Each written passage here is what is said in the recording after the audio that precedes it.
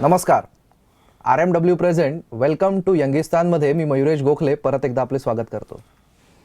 मित्रांनो, आपल्या भारताचा इतिहास हा प्राचीन आहे आणि अद्भुत देखील आहे.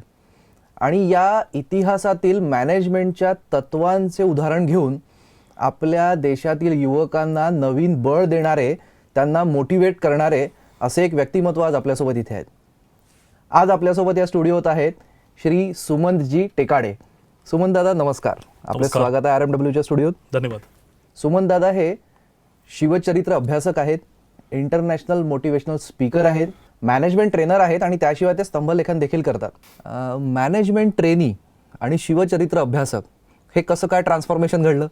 गेली 17 वर्ष मी या मॅनेजमेंटच्या फील्डसोबत जोडल्या गेलेलो आहे. सुरुवातीला MBA केलं, नंतर विप्रोसारख्या कंपनीमध्ये नोकरी करण्याचा अनुभव घेतला. गेल्या काही वर्षांमध्ये कॉर्पोरेट ट्रेनिंगमध्ये उतरलो.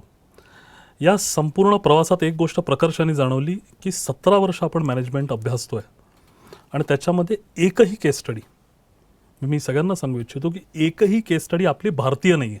अमेरिका काय करतं, जपान काय करतं, अमेरिकेतल्या इंडस्ट्रीने काय प्रयोग केले, त्यांचं मॅनेजमेंट कसं आहे हे आम्हाला भरपूर शिकवलं गेलं. पण तुम्ही विचार करा, 17 वर्षांच्या अभ्यासात एकही भारतीय केस स्टडी न येणं भारतासारख्या देशात, जिथे मला असं वाटतं सगळ्या प्रकारचं मॅनेजमेंट आपण पाहिलं. म्हणजे आपल्या इथली मंदिरं 1000 वर्ष झाली उभी आहेत. याच्या मागे नक्कीच काहीतरी इंजिनिअरिंग होतं, नक्कीच काहीतरी ती घडवणाऱ्या लोकांच्या टीम्स होत्या, त्याच्यामध्ये लिडरशिप होतं. तिथपासून तुम्ही विचार कराल तर अनेक गोष्टी भारतातल्या अशा सापडतात.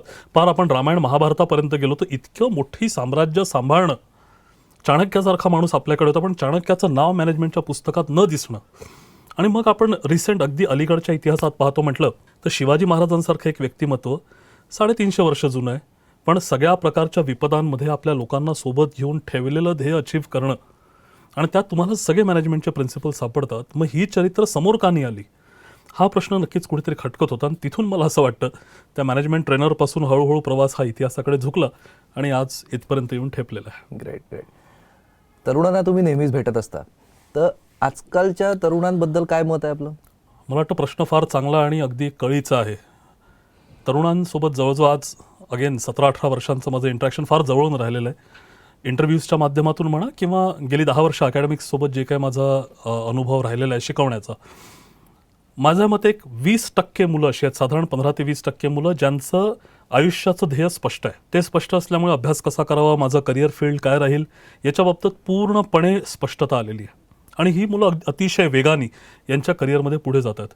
पण मला सांगायला फार वाईट वाटतं की एक साधारण 60 ते 70% हा एक गट असा आहे आपल्या देशातला तरुणांचा की आपण यांच्याकडे पाहाल तर ध्येयाची स्पष्टता नाही, एक जो सेल्फ कॉन्फिडन्स प्रत्येकाला आवश्यक असतो त्याच्या क्षेत्रामध्ये त्याचा दूरपर्यंत संबंध नाही. आम्ही इंडस्ट्रीमध्ये म्हणतो KS आणि A. तुम्ही कुठल्याही क्षेत्रात काम करा, तुम्ही स्पोर्ट्समध्ये जा, तुम्ही राजकारणात जा, तुम्ही समाजकारणात जा, तुम्ही कॉर्पोरेट्समध्ये जा, स्वतःचा बिझनेस एस्टॅब्लिश करा. 3 गोष्टी महत्त्वाच्या सांगितल्या आहेत: नॉलेज, स्किल आणि ॲटिट्यूड. आपल्याला ज्ञान हवं. आपण जोही जॉब करतोय किंवा बिझनेस करतो त्याचं इत्थंभूत अपासून ज्ञपर्यंत सगळं मला माहिती हवं. स्किल, ते करण्याचे तंत्र त्याच्यामध्ये आवश्यक असलेलं. आणि तिसरं असतं एक जबरदस्त पॉझिटिव्ह ॲटिट्यूड की येतील संकट, रामालाही आलीत, कृष्ण आलेले, शिवाजी महाराजांना आले, मी कोण आहे, संकट येणारच आहे पण मी मात करेल. तर मला असं वाटतं या KSAवर ॲब्सल्यूट 0 शून्य दिसतात आपल्याला एक मोठा वर्ग, तरुण वर्ग. आणि सगळ्यात मोठं दुःख याचं आहे की त्यावर मी मात करू शकतो हा आत्मविश्वास नसल्यामुळे खापर कसं कोणावर तरी फोडता येईल. मग काय यश मिळालं नाही की युनिव्हर्सिटीची चूक, जॉब मिळाला नाही की कंपनीची चूक, यांचंच पॉलिटिक्स होतं, आम्हाला सिलेक्ट केलं गेलं नाही, असं खापरफोड वृत्ती जी आहे, इथून जर आम्ही बाहेर पडू शकलो, मी यंगस्टर्सबद्दल बोलतो, तर मला वाटतं आपला भविष्यकाळ पूर्णपणे बदलण्याची ताकद पुन्हा त्यांच्यातच आहे, त्याच यंगस्टर्समध्ये आहे. आपल्या देशात तसे व्यक्तिमत्व बरेच आहेत ज्यांचा आपण आदर्श म्हणून समोर ठेवू शकतो. शिवाजी महाराजच का? शिवाजी महाराजांचं चरित्र आपण जर थोडंसं बारकाईने अभ्यासलं तर सगळ्यात पहिली गोष्ट लक्षात येते की किती विपरीत परिस्थिती असावी. राजे आपल्या भारतामध्ये बरेच झाले, दशदिशांना हुकमत ज्यांनी गाजवली अशी लोकही बरीच झाली, पण स्पेशली शिवाजी महाराजांचा कालखंड जो आहे ना, तो लोक थकलेले आहेत, समाज थकलाय, ही सगळ्यात वाईट गोष्ट. एक वेळ समाज लढायला तयार राहिला तर सुलतान अजून 100-500 वर्ष असतील तरी हरकत नाही, समाज कधी ना कधी जिंकणार. पण शिवाजी महाराजांच्या वेळेसची परिस्थिती आपण पाहिली तर समाजाने शस्त्र खाली ठेवलेली आहे, हे सगळ्यात घातक असतं. इथे सगळ्यात महत्त्वाचं की हारलेल्या समाजाला पुन्हा एकदा उचलणं, विजिगीषू वृत्ती, लढाऊ बाणा निर्माण करणं, हे सगळ्यात मोठं स्किल त्यांचं होतं, ते त्यांनी केलं. मग शिवाजी महाराजच का? तर 2-3 अँगलनी मला वाटतं विचार करावा. पहिली गोष्ट म्हणजे मुळात या इतक्या भयानक सुलतानी आक्रमणांविरुद्ध फार मूठभर लोकं लढली, फार थोडी लोकं लढली.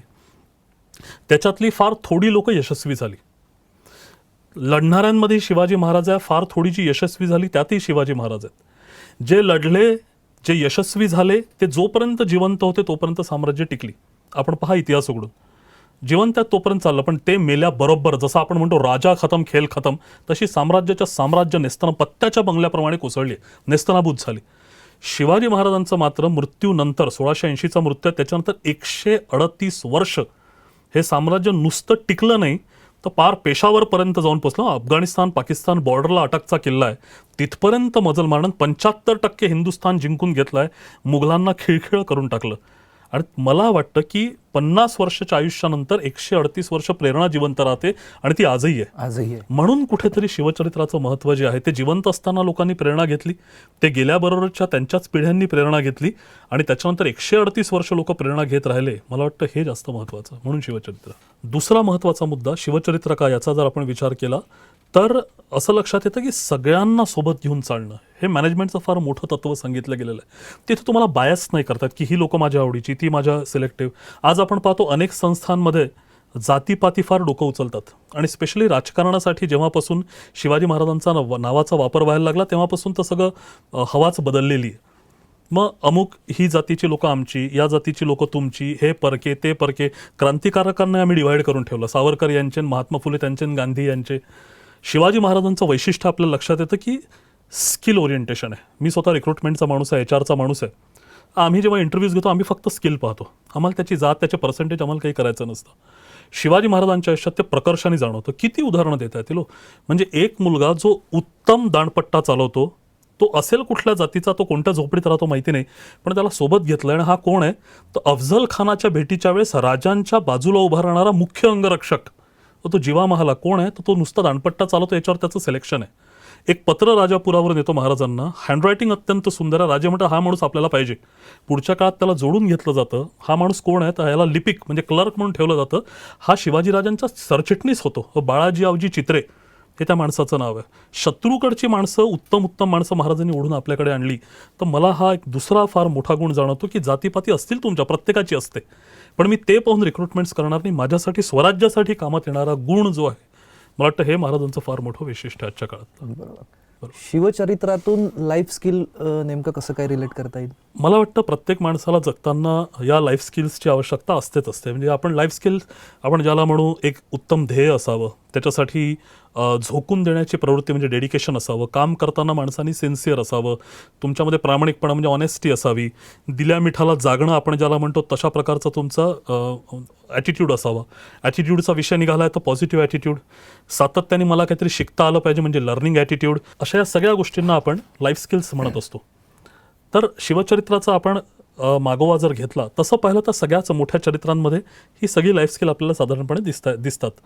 शिवचरित्राचा मागोवा आपण घेतला तर या गोष्टी प्रकर्षाने जाणवतील. एक लहानसं उदाहरण सांगतो. आपण अनेकदा पाहतो लोक नकारात्मक विचार करतात की आता मला कसं जमेल. म्हणजे स्टुडंट्सचा विचार केला तर बापरे मला मॅथमॅटिक्स जमेल का, M3 तर मला घेऊन बुडेल, ॲनाटॉमी तो लेके डूब जाएगा.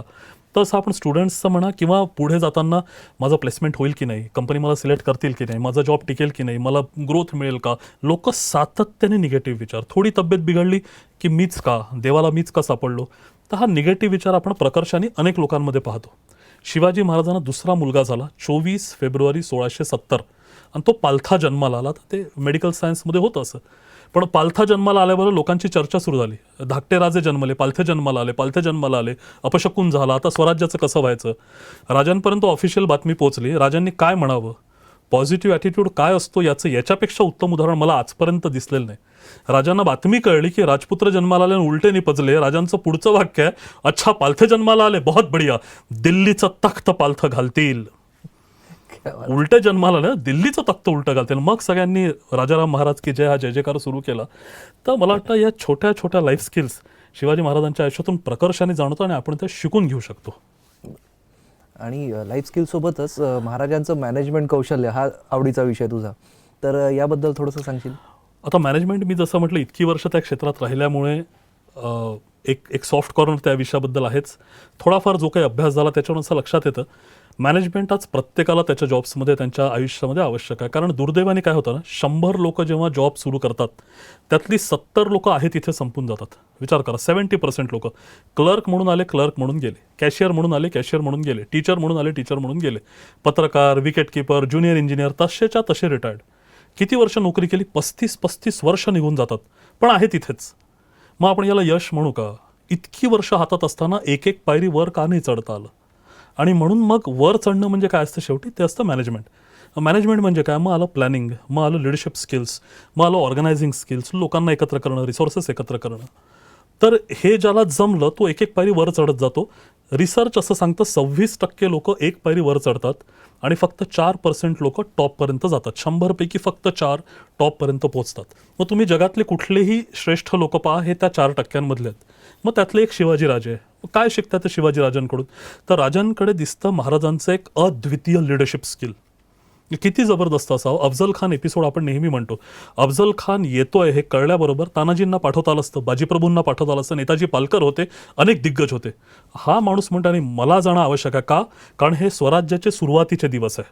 लोक त्या माणसाच्या मागे तेव्हाच उभे राहतात जेव्हा लोकांना विश्वास बसतो की हा काहीतरी एक्स्ट्रॉर्डिनरी आहे.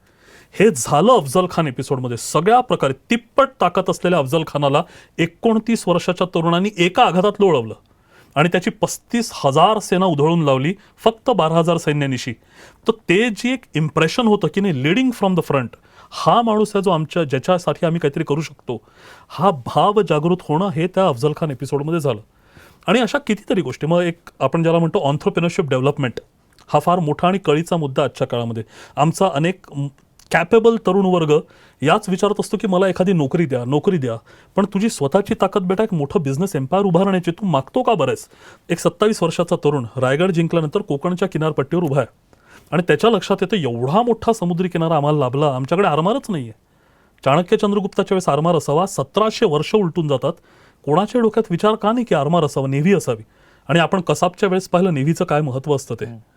हा 27 वर्षाचा तरुण पोर्तुगीजांना बोलवतो, आपल्या शत्रूला बोलवतो, कारण आमच्याकडची ती विद्या संपत आलेली आहे. रुई लेंता व्हिएगश आणि फ्रेरना व्हिएगश ही पोर्तुगीज वडील आणि पुत्र मंडळी मिळून 350 लोकांसहित मराठ्यांचा आरमार बांधतात आणि 20 जहाजं बांधल्याबरोबर पोर्तुगीज त्यांना बाहेर काढून टाकतात. त्याच्यानंतर काय करावं या मुलांनी, या तरुणांनी? हा म्हणतो आम्ही शिकून घेतलंय ते, आता आमची जहाजं आम्ही तयार करू. पहा, विचार करा. पोर्तुगीजांना नोकरीत लावलं, त्यांच्याकडून जहाजं शिकून घेतले आणि पोर्तुगीजांनी 20 जहाजं बांधल्यावर या लोकांनी 350 जहाजं बांधली. आणि इंग्रज जे समुद्राचे राजे म्हणवायचे स्वतःला, इंग्रजांशी युद्ध करून त्यांनाच पाण्याच्या लढाईमध्ये हरवलं. इंग्रजांना एक रिपोर्ट पब्लिश करायला लागलेला आहे की आपल्याला शिवाजीला डिफीट करायचं असेल तर शिवाजीच्या आरमाराकडून शिकावं लागेल. हे इंग्रजांना म्हणणं बाध्य पडलं. म्हणजे विचार करा किती वेगवेगळे अँगल्स आहे मॅनेजमेंटचे. कुठे लिडरशिप दिसत आहे, कुठे प्लॅनिंग दिसत आहे, कुठे रिसोर्स अलोकेशन दिसत आहे. तर अशा सगळ्या गुणांनी मंडित आहे हे चरित्र. आणि म्हणून कुठेतरी वाटतं घटनांच्या बाहेर निघून तोच शाहिस्ते खान, तेच अफजल खानाचं पोट फाडणं, तीच आग्र्यातून सुटका, हे इतिहास बदलत नसतो. त्याच्या मागचं जे मॅनेजमेंट आहे हे जर आम्ही शिकू शकलो, आमच्या पिढीसमोर मांडू शकलो.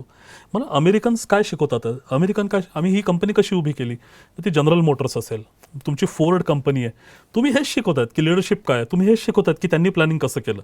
पण या सगळ्या गोष्टी आम्ही भारतीयतेच्या माध्यमातून शिकवू शकलो तर त्याचा जबरदस्त इम्पॅक्ट पडतो. कारण जपानी माणसाचं उदाहरण देऊन तुम्ही भारतीय माणसाला उभं नाही करू शकत. तो मुळात डिसिप्लिन आहे, तो मुळात राष्ट्रभक्त आहे.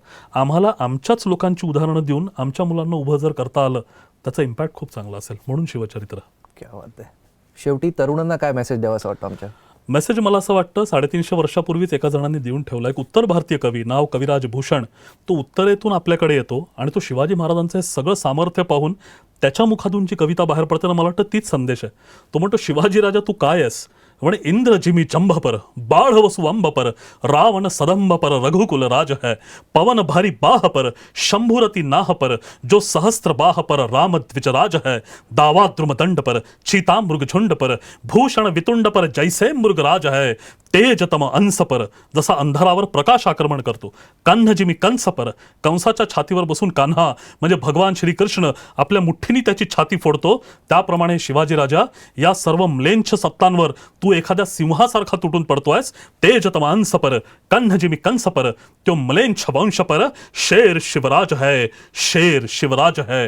ही जी कविता त्या कविभूषणांनी लिहिली ना, हीच मार्गदर्शन आहे तरुणांसाठी, की अशा प्रकारचा एक जबरदस्त माणूस जो सगळ्या संकटांवर एकाच वेळेस तुटून पडतो. आम्ही स्वतःला पहिले समजून सांगितलं पाहिजे की आपण एलियन्स नाही आहोत. संकट आपल्यावरही राहणार आहेत. आपल्याला एकच गोष्ट आपल्या हातात असते, त्यातून मार्ग शोधत राहणे. आणि म्हणून करिअर माझं आहे. या संपूर्ण पृथ्वीवर बेटा तू फक्त एकटाच आहे जो तू स्वतःची मदत करू शकतो. बाकी कोणी तुझ्या पाठीशी येणार नाहीये. आणि त्यामुळे स्वतःला ओळख, जे शिवाजी महाराजांनी ओळखलं आणि त्या म्लेच्छ सत्तांवर मात केली, तसं तू आपल्या करिअरचं महत्त्व ओळख आणि तू स्वतः मेहनत घे, की जेणेकरून शेर शिवराज हे सारखं उद्या तुला सुद्धा आपल्या करिअरकडे पाहून वाटलं पाहिजे की मी सुद्धा माझ्या करिअरमध्ये काहीतरी चांगलं केलेलं आहे. क्या बात आहे. गुज बम्स. दुसरा शब्दच नाही. ऐकायचं बरंच काही आहे, पण आपल्याकडे वेळ नाही तेवढा. तर आज इथे तुम्ही आलात, आम्हाला इतकी सगळी माहिती दिली आणि अक्षरशः अंगावर काटा, म्हणजे प्रत्येक प्रसंग असा डोळ्यासमोर येत होता. आपले खूप खूप धन्यवाद आमच्या RMWच्या संपूर्ण टीम आणि आमच्या सगळ्या प्रेक्षकांकडून. धन्यवाद. देशातील तरुणांना घडवायचं कार्य सुमनदादाच्या हातून घडत आहे. त्यांना आमच्या RMWच्या टीमकडून खूप खूप शुभेच्छा. आणि अशाच भन्नाट व्यक्तिमत्वांना घेऊन आम्ही परत आपल्यासमोर येऊ. आमच्या यूट्यूब चॅनल आणि फेसबुकच्या पेजला लाईक आणि सबस्क्राईब करायला विसरू नका. आणि बघत रहा RMW present. Welcome to Youngistan.